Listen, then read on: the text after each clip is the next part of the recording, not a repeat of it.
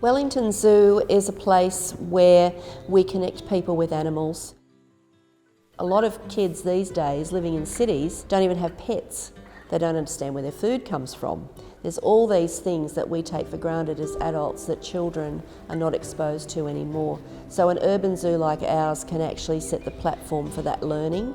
Being a place where people can come and engage with the rest of the community, they can see beautiful animals, they can talk to world experts, they can actually get everything they need in their toolkit to make a difference themselves. I've always wanted to be a vet, and within the veterinary industry I've always been interested to make a contribution to conservation. We are the centre for this region in terms of wildlife veterinary care.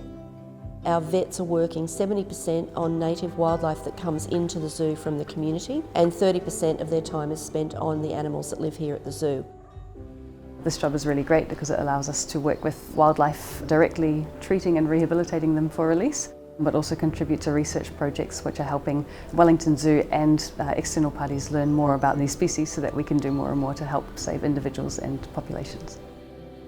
Everything our vets do is able to be seen by our visitors.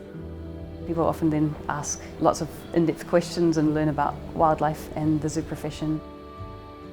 You get little kids heading away and after pushing on the button and telling us they're going to be a vet now or they're going to be a zookeeper now, and so you can really see that it is inspiring for people to be involved in our animal care that way. When we're designing zoo habitats now, we're thinking about how the animals will use that space. How do we actually build things that are going to be giving them a quality of life that goes for sometimes 20, 30 years? This is their home. It needs to be the best it can possibly be. Wellington Zoo is a social enterprise because we exist to solve a social problem. With climate change, with loss of species around the world, with people living in urban environments and often disconnected from nature.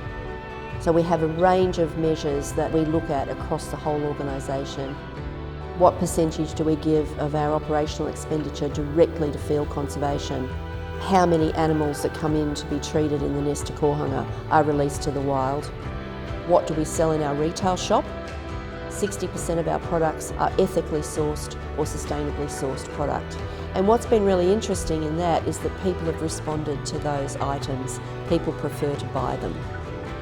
If you look across the whole organisation, it's not just waste to landfill or energy or all of those things. It's actually looking at how do you do business? What are you thinking about in terms of sustainability, and how does that go through every single part of your organisation?